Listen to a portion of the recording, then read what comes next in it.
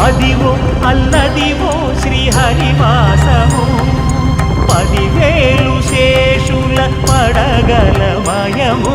Adivo Alladivo శ్రీహరివాసము 10,000 శేషుల పడగలమయము. Adivo Alladivo శ్రీహరివాసము.